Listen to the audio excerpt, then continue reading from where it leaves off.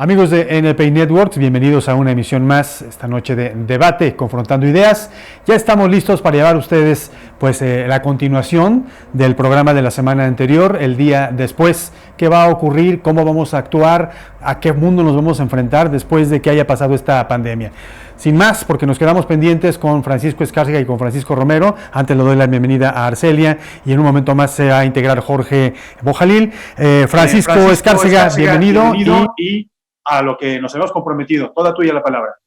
Muchas gracias y gracias al público por tenernos la paciencia y pues disfrutando de este espacio que es de verdad interesante y reflexivo.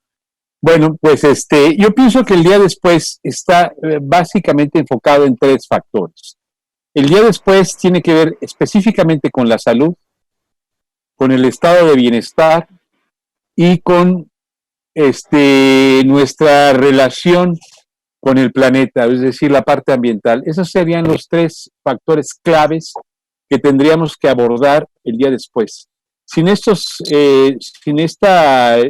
enfoque, difícilmente el ser humano tendría realmente una postura clave para que el mundo en su integralidad pueda seguir viviendo, porque tenemos el caso de la capa de ozono que se cerró, el hoyo que estaba creándose allí en el Polo Sur. La capa de ozono se cerró, por ejemplo, los delfines están en las playas, en fin, una serie de elementos que la naturaleza está manifestando y nos está diciendo, queridos seres humanos, pónganse las pilas. Y en el pónganse las pilas no solamente tiene que ver quienes arrastramos el trabajo, sino aquellos que dirigen los países, aquellos que tienen el poder económico para transformar sociedades o para, digamos, ser predominantes en este mundo, ¿no? Lo que va a ocurrir es que también se prevé las famosas islas donde vivirán los que pueden pagarse la salud, por ejemplo, ¿no? Gente con gran capacidad económica que estará aislado en una especie de territorio, y cuando hablo de territorio me estoy refiriendo a un territorio físico, no digital, no virtual, sino un territorio físico donde estará viviendo aislado del mundo, ¿no? Disfrutando de todos los beneficios que el dinero le puede aportar. Pero eso implica aplastar, acabar con una sociedad, ¿no? Estamos viendo que la salud a quienes se está pegando, pues a las clases más necesitadas, ¿no?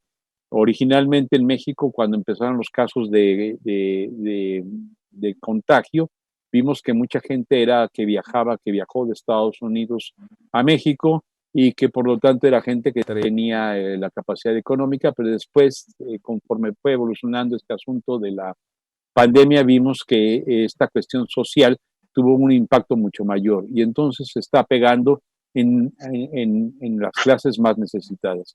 Consecuencia de una economía de mercado que se preocupó más por hacer dinero,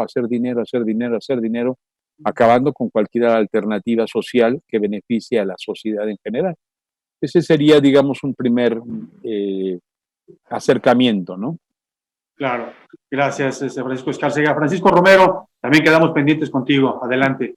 Gracias, buenas tardes. Un saludo a Arcelia, a mi tocayo y a Jorge que están por ahí. Mira, Gabriel, qué bueno que se retoma el tema, porque yo le veo la relevancia al debate, porque tiene una incidencia directa sobre el ánimo de la sociedad hoy por hoy. Creo que la crisis que nos ha planteado la pandemia y la crisis que nos está planteando la situación económica que se está viviendo en México y en el mundo, nos ha llevado a una serie de reflexiones, pero sobre todo incertidumbres y un estado emocional con algunas dudas sobre cuál va a ser el día después, ¿no? Y tiene que ver principalmente por algunos de los temas, y yo me voy a referir a algunos que considero sustantivos de por qué hoy el debate, el día después, nos debe de llamar a todos. Primero, los temas de salud. El tema de salud y salud mental, que hoy a muchos especialistas está llamando a cuestionarnos por qué no podemos qué representa estar en casa y con todo lo que se está generando, qué nos representa la incertidumbre de perder el trabajo, la crisis económica que venga, qué incertidumbres nos genera el que nos digan que las cuentas no funcionan, cuánta gente realmente estamos en riesgo o qué % de la población mexicana se va a ver infectada por este virus. Pues claro que ha generado crisis de ansiedad, crisis de pánico, crisis incluso de violencia. Hoy por hoy en Guanajuato es uno de los estados que tiene el índice más alto de violencia y homicidios dolosos. El país hoy está sumido en un tema de violencia de género muy preocupante, ¿no?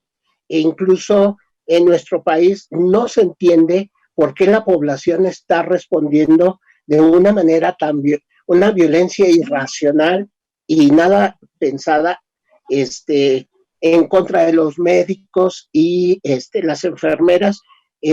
Entonces, estos temas le dan muchísima relevancia al debate de hoy. ¿Qué va a venir el día después? Considero, en principio, que todavía nos falta entender todo el impacto de lo que va a traer esta crisis a nuestra sociedad, desde el cómo nos entendemos y nos relacionamos con el otro. O sea, el estar hoy en casa, la permanencia en nuestra casa, ¿sí? Es un planteamiento económico muy fuerte y muy delicado, por lo que implica la sobreexplotación del hombre, ¿no? O sea, no tuvimos la capacidad de poder entender qué efectos iba a traer a nuestra sociedad mexicana, que muchísima población no tenía ninguna duda que no iban a dejar de salir a hacer sus actividades cotidianas. Pero también no nos pusimos a pensar, ¿sí?, el impacto que iba a tener en nuestras familias, hoy en la construcción de la relación familiar, cómo iba a impactar en nuestras familias que le pidieras a la familia que se mantuviera en casa. Y por eso estos indicadores tan preocupantes de violencia. Y voy al tema de la salud y que hoy a todos nos aqueja. Hoy por hoy, el cómo ha impactado en nuestra sociedad mexicana, no obstante que en México los voceros federales han buscado todos los medios estadísticos, científicos para decir que México sí estaba preparado. No es cierto, ni México, por ser el país que va casi al final del vagón, ni Italia, ni Alemania, ni Inglaterra, ni menos Estados Unidos, cayeron en cuenta del impacto económico que estaba representando hoy esta crisis sanitaria. Hoy por hoy, las noticias de Estados Unidos es ya hay que reactivar la actividad. Mucha gente todavía está esperando, ok, este tema tiene relevancia porque ya quiero salir en la calle y quiero empezar a rehacer este mundo tan acelerado. Entonces, ¿qué va a haber el día de mañana? Nos está planteando temas importantísimos. ¿Cuál es el concepto realmente de sociedad que queremos y de desarrollo? Como lo dice muy bien mi tocayo, cómo nos estamos relacionando con el medio ambiente y algo muy importante, el valor que hoy le estamos dando a la salud. No es posible que este virus, que ya se conocía algo, que no se ha podido estudiar y que hoy nos deje con cierta impotencia porque lo de la vacuna no va a llegar más que de aquí a 8 o 9 meses, probablemente. Entonces, hoy la sociedad se está cuestionando y creo que nos va a llevar un tiempo entender que la importancia de nuestra relación y dinámica con la otra edad, con los otros grupos y con el concepto de desarrollo que queremos y que buscamos para las próximas generaciones. Claro, muchas gracias, Francisco Romero. Retomando la ronda, Arcelia, bienvenida. Hola. Quisiera plantear el aspecto laboral. Acabamos de pasar el 1 de mayo, Día del Trabajo, en el que se reivindicó nuevamente pues la jornada laboral de 8 horas, los derechos del trabajador, etcétera, pero en medio de un momento en el que muchas empresas han prescindido de sus empleados, de sus obreros, otras les han reducido el sueldo en un porcentaje, algunos hasta la mitad, otros de plano les han dicho hacemos pausa y no tienes goce de salario, lo que es legal, lo que es ilegal pasa a segundo término. Lo cierto es que están cambiándose los hábitos de consumo en primera instancia de nosotros como ciudadanos.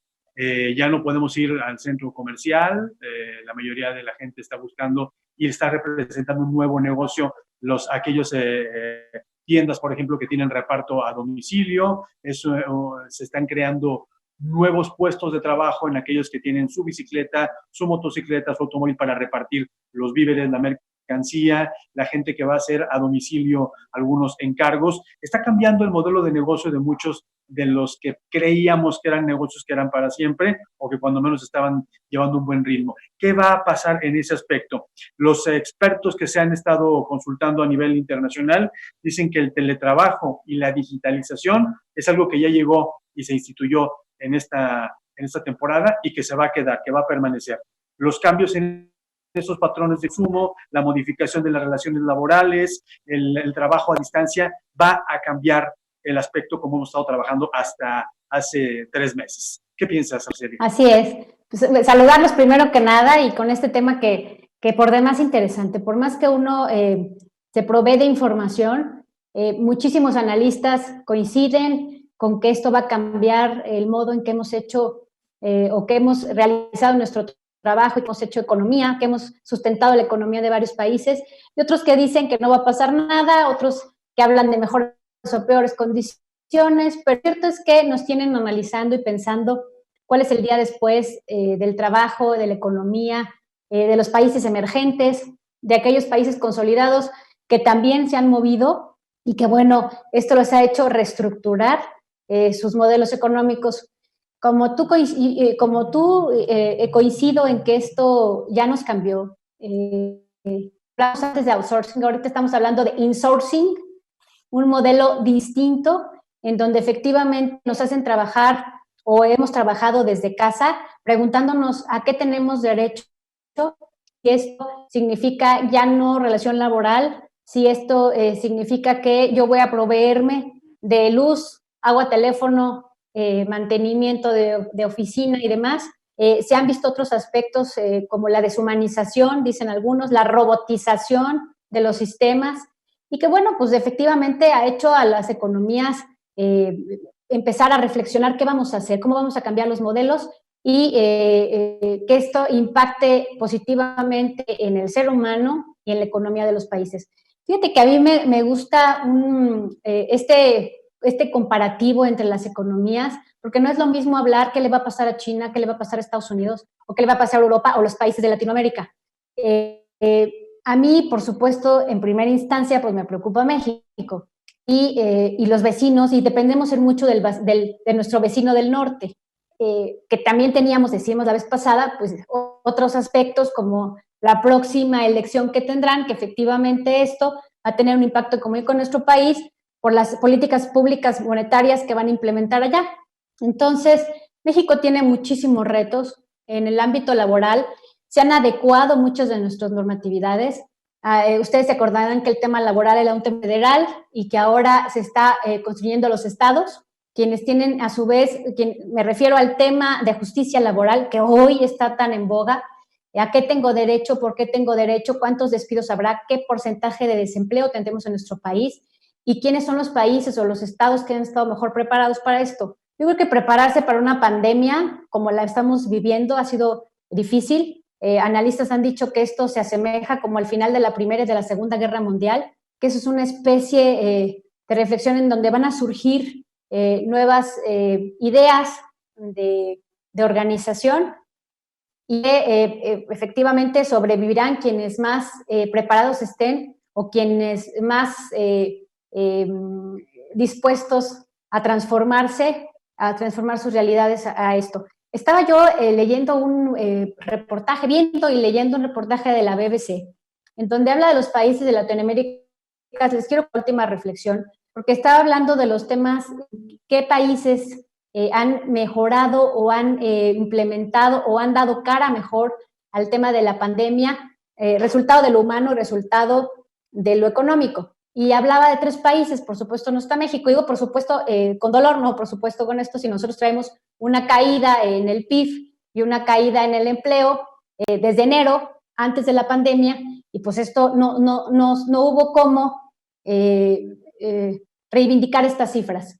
Entonces, Colombia, Chile y Perú. ¿Por qué estos 3 países? Bueno, tienen posiciones fiscales con mayor margen de maniobra, hablamos también de deuda, mejor calificación en lo que respecta a la deuda fiscal y otras, y bueno, los hacen los mejores posicionados. Nosotros tenemos 2 condiciones. Una, además del tema laboral, ¿cómo va a cambiar el turismo, que es una de nuestras principales industrias, además de otras? México, por supuesto, que tiene un tema importante ahí, y la industria, cómo nos ha cambiado, cómo nos va a cambiar también como país. México, y aquí voy a permitir citar un dato de deuda fiscal.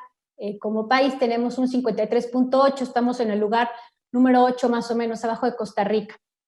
Y bueno, pues esta crisis poco convencional, que decíamos al principio, nadie lo había previsto, requiere fórmulas diferentes para enfrentarlo. Y una fórmula que ha enfrentado nuestro país es el de la austeridad.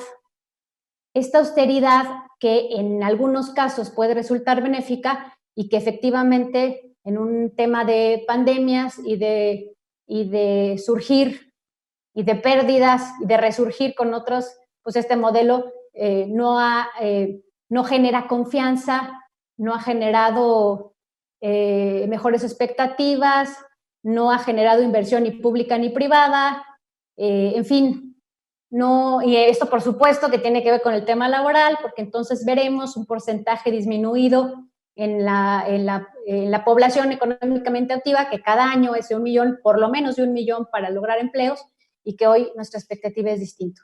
Por supuesto, el apoyo a los más necesitados. Yo quiero retomar ese tema que lo ponen muy en consideración, y 3 temas importantes. ¿Cómo vamos a cambiar, además del empleo prioritario, salud, educación y alimentación? ¿Cómo nos vamos a proveer? ¿Cómo vamos a garantizar a los más necesitados? Y a la par, ¿cómo vamos a lograr que nuestra economía logre la estabilidad que hoy pareciera pues no tenemos? Entonces, sí vamos a cambiar. Finalmente, yo sé que es corto esto de participación, pero no quiero decir que soy pesimista sobre el tema de datos reales. Por supuesto que tengo esperanza. Quiero decir que esto nos coloca en un tema muy de mucho trabajo, un panorama pues que va a tener grandes retos, pero que yo soy de las que confío y tengo esperanza en que esto va a también lograr cambios de manera efectiva en nuestro actuar como mexicanos, y que nos va a permitir lograr mejores fórmulas y mejores condiciones de vida y mejor estrechamiento de estas diferencias tan grandes que tenemos. Muy bien, Arcelia, muchas gracias. Jorge Bojalil, bienvenido. ¿Tú eres tan optimista como Arcelia?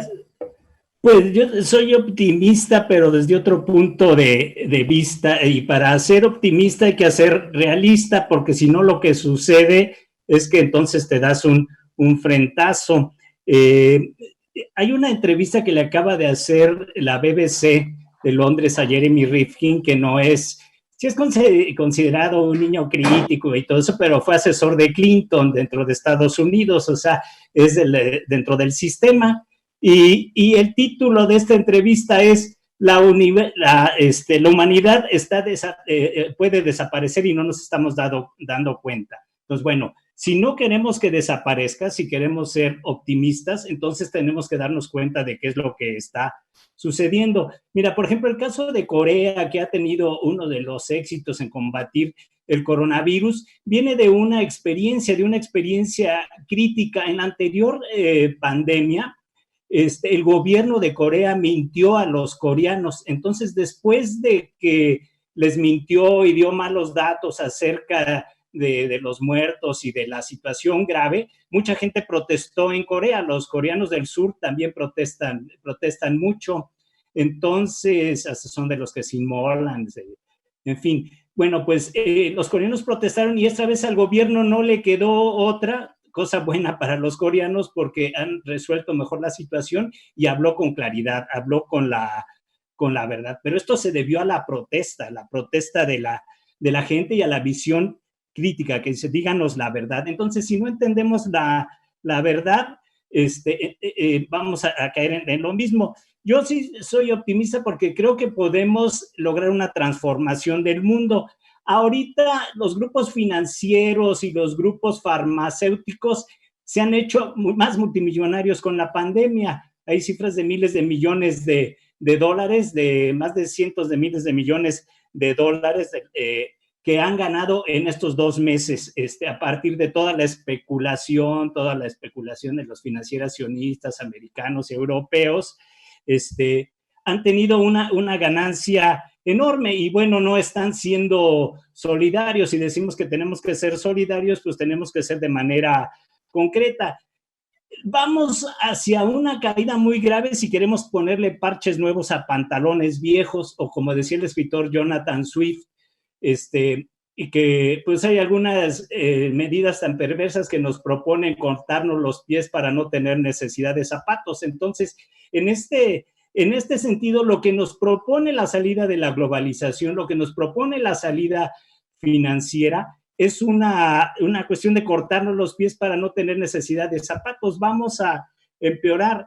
Yo tengo, bueno, desde los 80s he estado analizando el problema de la globalización junto con Miguel Ayala, que la otra vez lo tuvimos de invitado, y yo conocí a su hermano irapuatense, que fue Premio Nacional de Economía, egresado de la UNAM, y hablamos sobre, cuando teníamos el radio, donde tú estabas también, Gabriel, en el Encuentro con la Calidad, hablamos en ese programa sobre el gravísimo problema de la desigualdad. Esto fue allá por los 90s, finales de los 80s, y en este caso se preveían muchas cosas. O sea que yo he leído muchos libros, muchos artículos sobre la situación. Hay un artículo que yo quiero recomendarles, que es de Linaloe Flores, que apareció en Sin embargo en el 2014, que hace un análisis de cómo se titula México, un sistema de salud desmantelado. Entonces, ella partía de una realidad. En ese año, en el 2014, y bueno, concluía, ahora se entiende por qué 931 mexicanas han dado a luz en la banqueta de los hospitales públicos, por qué no les hacían caso. Entonces hace un análisis de cómo se han venido deteriorando desde el 82 hasta el gobierno de Peña Nieto, y podía seguir el análisis en este nuevo gobierno, cómo se han venido deteriorando los sistemas. El Banco Mundial, que es el que ha dictaminado y a la organización que se encarga de dar los lineamientos de salud en México, que se encargaba hasta Peña Nieto de dar los lineamientos de salud y que estaba auspiciada por el Banco Mundial, hizo un documento, un libro blanco en el 93 de cómo se tenía que volver financiera la cuestión de la salud y dónde estaban las oportunidades de inversión. Entonces, bueno, lo que era menos importante era la salud, la salud universal, la salud de todos los pueblos. Hay un documento que, si puedo, al final lo voy a poner, que se llama Globalización y Salud, que salió en el 2014, que lo escriben especialistas médicos, investigadores médicos, sociólogos, filósofos de salud.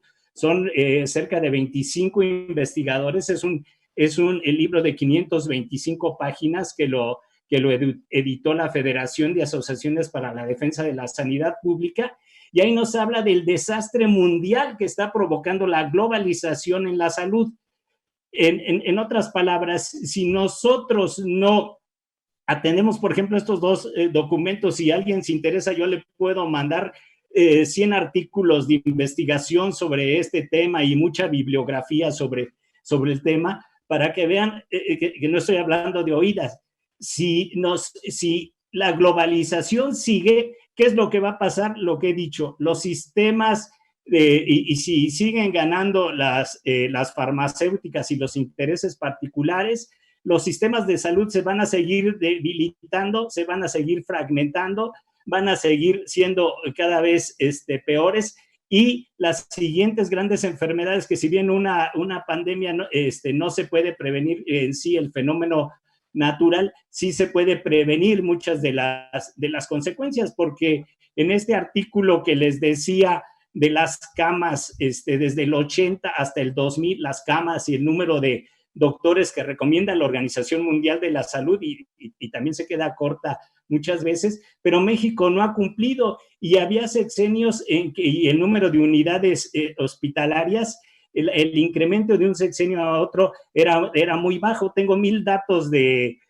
salud que se pueden ver, y en estos documentos se pueden ver por todos los ángulos. Inclusive AXA Seguros decía que México para el 2020 requeriría 200,000 camas. Esto lo decía en el sexenio de Fox, que fue el peor, que fue cuando se consideró de la peor manera a las enfermeras, que fue cuando se rompieron muchos esquemas de investigación en la cuestión de medicina, cuando los profesionales de salud quedaron menospreciados totalmente, hasta el descaro de Calderón, cuando dijo que México ya no tenía problemas de salud cuando era presidente. Y bueno, subrogó muchas cosas, cambió la ley del Seguro Social, modificaron las pensiones, todo en función de estos documentos que digo del Banco Mundial y del Fondo Monetario Internacional.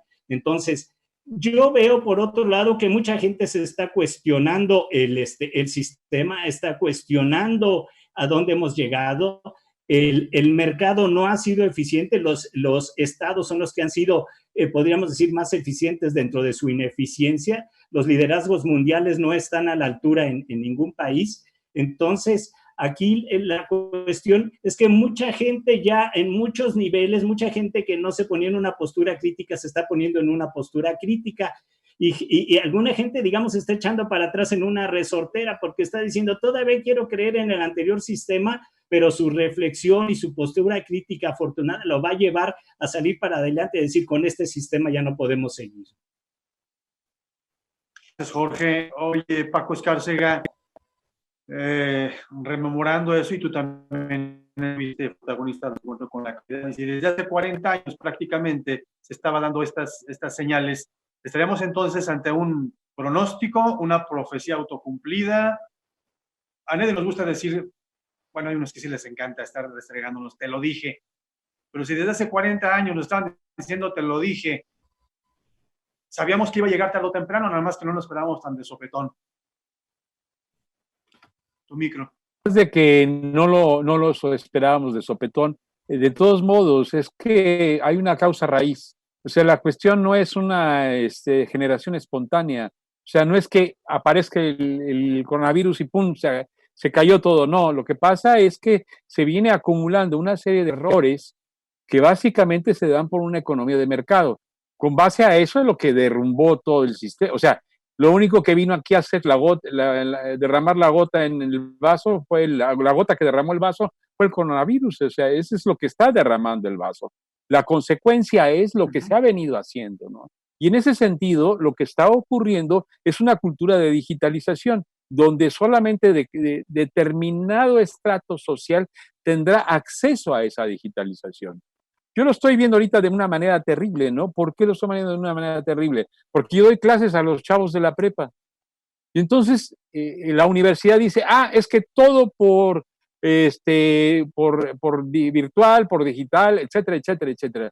Pero resulta que 60% de los chavos no tiene la infraestructura como para poder responder en esa estructura de enseñanza-aprendizaje. Entonces, cantidad de alumnos me dicen, maestro, pero es que no le puedo mandar esto porque no tengo el equipo. Te dan N razones perfectamente lógicas para decirte no se puede. Entonces, se está generando un proletario digital. Es decir, antes hablábamos de un proletario en el sentido del obrero, de alguien que está en los estratos sociales más bajos y que está sujeto a una condición de explotación. Pero ahora esa condición de explotación se está llevando a través de un sistema digital, de un mundo digital, de una cultura digital. Esto es que de pronto la robotización, esto que mencionó Arce, es terrible. ¿Por qué? Porque precisamente ya no hay ese digamos, ese obrero, ese artesano, ese carpintero, ese soldador, etcétera, etcétera, ese tipo de gente que trabaja mucho con la mano, ¿no? Con la parte manual. Eso está sufriendo un terrible problema. Y otra de las cosas que se prevé es que se termina este mundo de globalización. Es decir, se está previendo la entrada del dragón. Dicen, a partir de que se termine la pandemia, va a llegar a empoderarse del mundo el dragón. ¿Y quién es el dragón? Pues China. Es decir, esta generación de mercado, esa sociedad que ha generado un problema social muy grave, tiene que entrar en una crisis, y al entrar en esa crisis hay unos factores que, como dijo mi tocayo, tienen que ver con la parte cultural, la parte individual de la persona. Por ejemplo, otro de los factores que dicen es que las emociones van a tener gran relevancia en tanto el mensaje político. Ya no hay una cuestión de argumentación, de reflexión. No, ahora todo va a ser, se está dando un empoderamiento de la cuestión emotiva. Es decir, ya no es tanto lo que me está pasando en términos reflexivos, sino cómo lo estoy sintiendo. De hecho, por ejemplo, querían hacer en el Colegio de Educación Media Superior un congreso, no es un congreso, una muestra de teatro. Dicen, ¿cómo le hacemos la muestra de teatro de manera virtual? Si no puedo reunir a los actores. Entonces tienes que buscar nuevos paradigmas. Y el problema es que los nuevos paradigmas están fracturando la relación social. Es decir, la relación social es virtual. O sea, ya no podemos establecer una relación social como lo hacíamos antes, que nos íbamos los fines de semana, los viernes, nos juntábamos a echarnos la copa, o nos íbamos a juntar con los amigos, o teníamos la reunión de los amigos o de los jubilados al mes, y nos reuníamos y convivíamos. No, se termina eso. Ya no haya esa interacción, que aunque lo virtual nos acerca un poco, no quiero decir que no funcione, sino simplemente que es un estatus que nos está orillando a un nuevo camino. Y ese nuevo camino está en los valores, lo sustantivo del ser humano. Si nosotros perdemos nuestra relación con el mundo, ya nos cargó la China hilaria. O sea, no hay forma de recuperar el sentido humano si no es a través de nuestra relación con el planeta, si no es a través de nuestra relación con el entorno, si no es a través de nuestra salud y de los beneficios de un gobierno, porque además es otra de las cosas que están diciendo, que se está comentando, muchos lo están comentando. La cuestión de mercado se termina y entra el empoderamiento del gobierno. El gobierno se tiene que hacer cargo de la sociedad, de las sociedades, de las diferentes sociedades, porque ya no se puede vivir de esa manera. Si está Arcelia diciendo que como educación, empleo, y la otra factor, Arcelia, que comentaste, empleo, educación, y no alimentación no es a base de una economía de mercado. Eso ya está perfectamente comprobado que no funciona. Esas eran las consignas bolcheviques. ¿Mande? Esas eran las consignas bolcheviques, lo que acaba de decir Arcelia. No, bueno, es un problema mundial, cero bolchevique, y no coincido con don Paco, entonces ya me tocará a mí. Ahorita vamos en el siguiente. Entonces, ya no se puede hacer de esa manera, ¿no? Los estados, gobierno, tienen que tomar las cartas en el asunto. De hecho, como se está saliendo de la pandemia, no es a través de una economía de mercado, ¿no? Se está saliendo porque los gobiernos que están saliendo porque están asumiendo su papel. O sea, lo que ocurrió en México en el sexenio de Enrique Peña Nieto fue la gerencia, ¿no?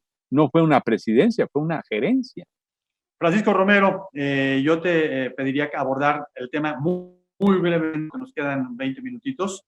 La parte laboral, no hemos escuchado tu de vista en ese aspecto, y la que estoy retomando ahora de lo que ya se mencionó, viene China como uno de los pronósticos a ocupar un espacio que está dejando vacante, que está dejando sin mostrar buenos resultados la globalización y la economía de mercado.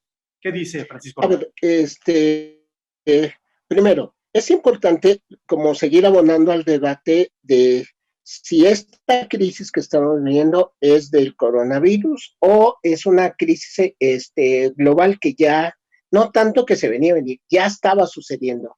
La libertad del mercado, la globalización de la economía, ya había un enfrentamiento serio de pesos y contrapesos entre las grandes potencias y que estaba derivando en serias crisis. Ahí tenemos el tema del petróleo, o sea, nada más por citar un ejemplo, pero ya había una crisis muy fuerte entre las grandes potencias o las economías que tenían un mejor desarrollo. Sin embargo, la crisis del coronavirus, la crisis económica que hoy enfrentaron la mayoría de los países que tenían una economía más estable, un modelo de desarrollo más avanzado, estos países, ¿sí? Sin embargo, tanto ellos como nosotros tuvieron que voltear a ver después de esta crisis, ¿qué es lo que viene? ¿Sí?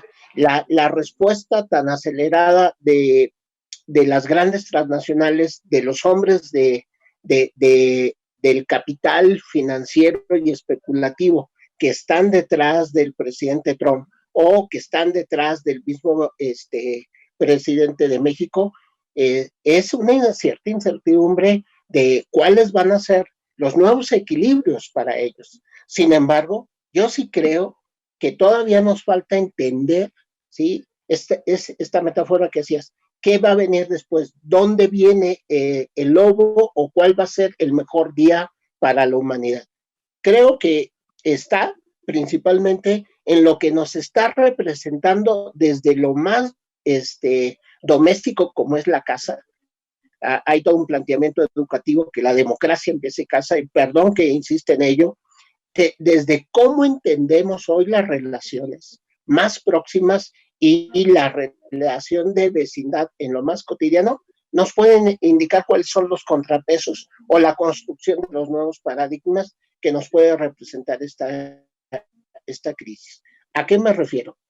A entender la relación con nuestros seres más próximos. Hoy por hoy, esta crisis del coronavirus nos está llamando, oigan, hay que saber cuidar a la población adulta, a la población mayor.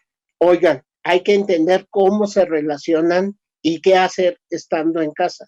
Hay que entender, a propósito de la parte de las economías y del el libre mercado, es que ¿dónde está la parte más sustantiva? ¿Dónde están las actividades sustantivas de una ciudad como la Ciudad de México, donde estoy? Es ir a un mercado, es a una central de abastos, hacer mis compras o irme a las grandes transnacionales que están. Porque hoy los grandes señores de esas empresas están discutiendo que su actividad es una actividad prioritaria y que por lo mismo tienen que hacerlo? Hoy por hoy, el discurso de ellos no se sostiene, ni en Estados Unidos ni en México. ¿Por qué? Porque para ellos la fuerza de trabajo puede ser prescindible. O sea, y sin embargo, hoy por hoy, Estados Unidos, Trump tuvo que echarse para atrás en sus medidas migratorias de perseguir a los trabajadores mexicanos. Los campos en California están hoy deseosos de la mano de obra mexicana que vaya a trabajar al campo, ¿no? Entonces, en México, sin embargo, por toda la crisis y el nivel de desarrollo que tenemos, no hemos terminado de aprender. El presidente de la República no tuvo la autoridad y la firmeza para defender los derechos laborales. Las medidas sanitarias dictadas, voy cerrando, tengo mi último minuto, las medidas sanitarias nunca fueron acompañadas con un respaldo a los derechos de los trabajadores. Entonces, fueron medidas sanitarias tibias que no fueron, y hoy por hoy se está discutiendo que la mayoría de las empresas están respetando las medidas sanitarias. Sin embargo, si ves, vas a los centros comerciales, no es tal, no se respetan los derechos laborales. Hay empresas donde no se respetan las medidas de sanidad, pero sin embargo, vete a los municipios rurales y campesinos de nuestra sociedad, veamos el mapa que se hizo de cómo está la incidencia de la pandemia en los municipios campesinos y rurales, y ahí los indígenas no tienen ningún problema en respetar las medidas sanitarias y la sana distancia. Es decir, tenemos la gran oportunidad de aprender de esta crisis médica y de salud para entender un nuevo paradigma de relación y de desarrollo, que incluya la salud y a todos y todas. Muy bien, muchas gracias, Francisco. Arce, 4 minutitos, por favor, para alcanzar a dar la. Me van diciendo completa. Así porque yo me alargo. Me dices que ya, por favor. Sí, fíjate sí, te escuchamos. Dime.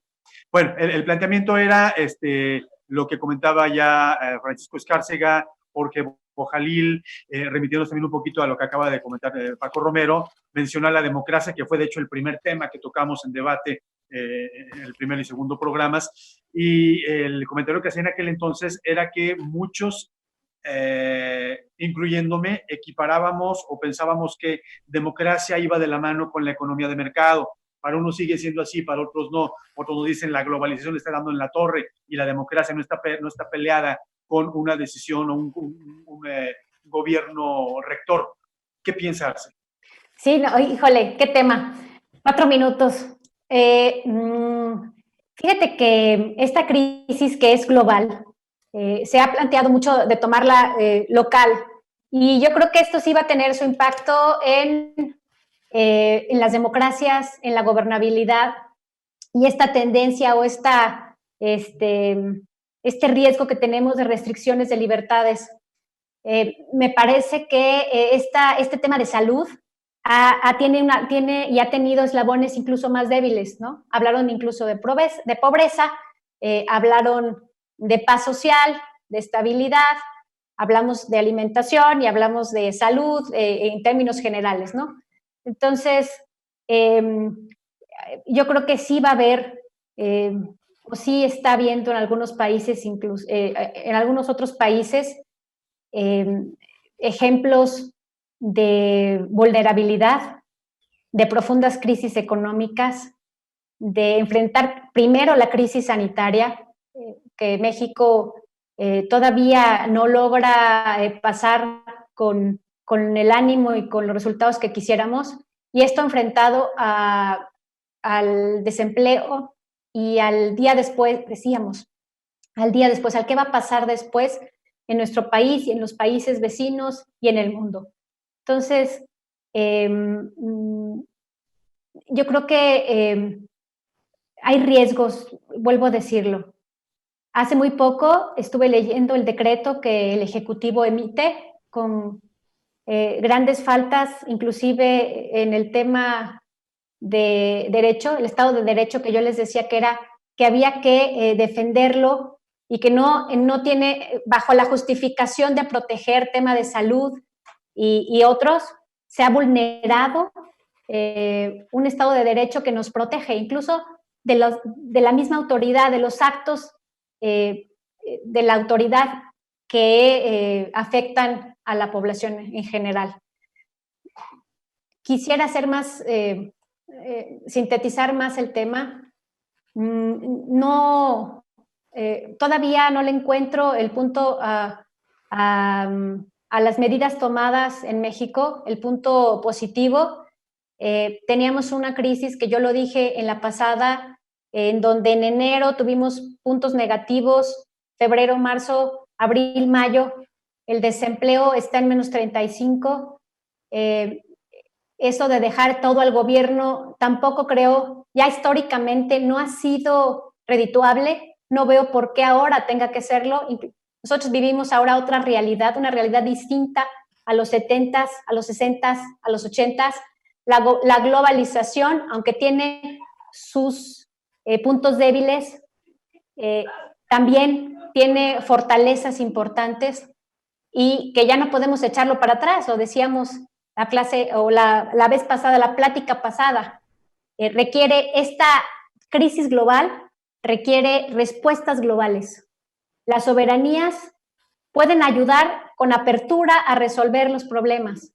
La salud de todos depende también, y no solamente de lo que hagan las economías locales, los estados y la federación, sino también de los insumos que traigan de otros países. La vacuna, que estamos esperando sea pronta, vendrá, dicen, de Inglaterra o de otros países, y nosotros tenemos que consumirla en primera instancia para asegurar la salud de los propios, en fin, y otros escenarios. Entonces, la economía, las empresas, las pequeñas y medianas empresas, que mucho dependen también de los incentivos que hoy pueda dar el gobierno, no han tenido respuesta. Nuestro gobierno federal ha optado por la austeridad y esto no ha beneficiado a quienes crean empleos, a quienes generan empleos. ¿Cómo van? Decían las empresas, un mes a solventarlo, posiblemente 2 meses atrayendo los ahorros, 3 meses es imposible el sostén sin que haya un refuerzo de parte de gobierno, que no decíamos en dádiva, sino en poder plantear un esquema que permita la redistribución del ingreso de manera justa, con el involucramiento de las empresas, de los patrones, de los trabajadores y del gobierno. El gobierno solo no puede. Aquí hay que inyectarle sociedad. Urge sociedad. Urge que nosotros estemos planteándonos el tema de fiscalización, de meternos en el tema de anticorrupción, de meternos en señalar y en criticar, en hablar más que nunca y en poder coadyuvar con el gobierno. Últimamente hemos visto casos concretos con el tema de corrupción, las compras y las adjudicaciones directas que creíamos que era un tema del pasado, vicios que no hemos podido erradicar y que hoy lo vimos últimamente en noticias, desafortunadamente es como una práctica normal. El tráfico de influencias, donde no es posible adquirir cuando hay otros vicios. Ya se me acabó el tiempo. 2 puntos importantes. Analizar riesgos, impactos, estas cadenas de valor vulnerables, definir los procesos críticos, involucrar a la sociedad, crear medidas de seguridad y desarrollar escenarios que establezcan medidas financieras seguras para los pequeños, medianos y, bueno, pues los grandes, que también la recaudación no ha sido la suficiente. Muchas gracias. Muchas gracias, Arcelia. Jorge Bojalil, 2 minutos, porque si te vas a tomar 4. Sí, okay, no, van a ser 2. Bueno, la cuestión de los trabajadores que están en los calabozos, porque eso se puede decir del coronavirus allá en Tijuana, en una de las fábricas hacen respiradores, los famosos respiradores. ¿Cuántos de esos respiradores van para México? Ninguno. Hasta que hubo una presión timorata de los gobiernos, esa fábrica de Tijuana que hacía ventiladores en México, empezó a mandar algunos cuantos para México. En Oaxaca, en el sexenio de Fox, solamente como un ejemplo, 20,000 médicos censados, 7,000 tenían un tipo de contrato en el que les pagaban la mitad de su ingreso. Su sueldo base era de 6,000 pesos y casi todos realizaban dobles jornadas. Y te puedo dar 1,000 datos de estos porque los tengo, ¿no? Y de todos los sexenios, incluido México sí se acerca a una transformación, sí hay un problema en relación con pero no es por el actual gobierno, hay un problema con todos los gobiernos. Trump y Bolsonaro. Trump está insinuando que puede evadirlas y quedarse en el gobierno las elecciones de este año de noviembre como pretexto con el coronavirus. Bolsonaro y otros están haciendo lo mismo. Por otro lado, sí hay serios atrasos. Europa, en Chile, en Perú, en Ecuador, está muy grave la situación también, desgraciadamente, en Perú y en Ecuador del coronavirus. Y en Chile, inclusive, se están convocando protestas en pleno coronavirus en contra del gobierno la semana pasada. Y simplemente estos países, por ejemplo, tienen cobran el doble o un poquito más de la mitad de los impuestos que cobra México. Allá pagan más los empresarios y todos los grupos parasitarios que no quieren pagar impuestos. Ahora, ante esta situación de Estados Unidos, Nueva York y California están en rebeldía. Inclusive California ha hablado de separarse del estado de la Unión. Y bueno, los sindicatos en Estados Unidos, el sindicato de trabajadores de la salud, que ya era fuerte y combativo desde antes en Estados Unidos, no es de ahorita por sus condiciones tan graves que usan bolsas de plástico para protegerse. Este sindicato está preparando, ahorita tiene que atender el coronavirus, pero está preparando grandes protestas, igual que los trabajadores electricistas, que son muy fuertes, que estaban con Bernie Sanders, los trabajadores de la educación y muchos otros que también sufrieron la descentralización como acá. Entonces, sí viene una ola de insurgencia sindical muy fuerte en todos los países, incluido en Europa. Y obviamente en nuestro país se rompieron las cadenas productivas. A mí me tocó, y Paco Escárcega lo sabe, ir a CONACYT a buscar apoyos para desarrollos tecnológicos muy importantes, y le iban a dejar dinero al país a través de la PEN que se requería, y las instrucciones eran que solo se apoyaba a la industria privada, ¿no? Cuando estaba la demostración económica que se podían hacer grandes cosas, inclusive ingresos y desarrollo de tecnología de punta, como ya se tiene aquí en Irapuato, en el campo de la alta tensión y muchos de estos campos de la ingeniería, pero simplemente la consigna era cero para la cuestión pública, era todo desmantelar y hacer negocio. Entonces, en este sentido, el país dio un gran paso, la gente, al romper con un sistema, pero lo nuevo todavía no nace. Todavía tenemos un gobierno que no ha querido romper, y yo pienso que no va a romper, ojalá y lo hiciera, con el neoliberalismo y con la globalización, y porque ahorita las necesidades son muchas. Simplemente el FOBAPROA, lo que nos está haciendo, la deuda externa, todo este tipo de cosas deben ser repensados por todos los países, no nada más por México, porque esto es lo que está causando el desastre de todos los países. El mundo puede cambiar, yo lo veo positivo si la gente nos tomamos conciencia y no analizamos tan superficial la realidad, o el mundo puede empeorar si dejamos que las cosas sigan como están.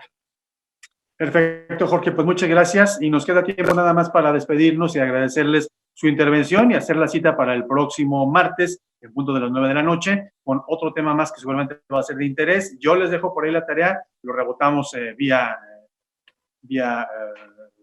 nuestros comunicados individuales en torno a este planteamiento que dice de ahí viene el dragón, ahí viene China, es bueno, es malo, etcétera, ¿no? Estaría planteándolo, ya lo rebotamos y avisaremos a nuestros amigos. Sí, Paco. Nada más una cuestión. ¿Quién es el líder en inteligencia artificial en el mundo? ¿Quién es, Paco? Los chinos. Los chinos. Y eso es lo que va a mover al mundo en términos de tecnología y de investigación y de ciencia. Fíjate que es uno de los temas que yo pensé que iba a surgir. ¿Qué va a pasar si el día después nos quedamos sin tecnología? Algún día tendrá que llegar. No, lo que está diciendo Jorge, lo que le hicieron a CONACYT, es decir... Quitarle el presupuesto. También la ampliaron. Nada más una aclaración, Arcelia. 15 años. Nada más que hay una aclaración, Arcelia. Se han entregado hasta la fecha cerca de 700,000 créditos a la palabra.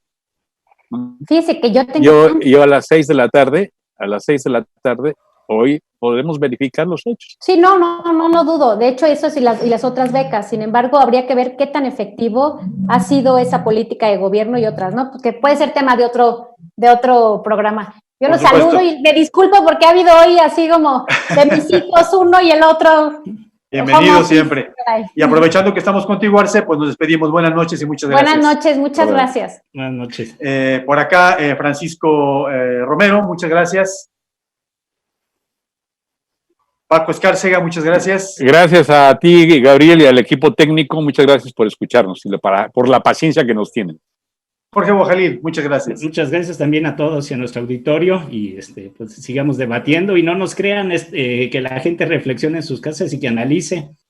Claro, de eso se trata. Muchas gracias. Y gracias a usted, amigo que nos sigue a través de NPI Networks. Hasta la próxima.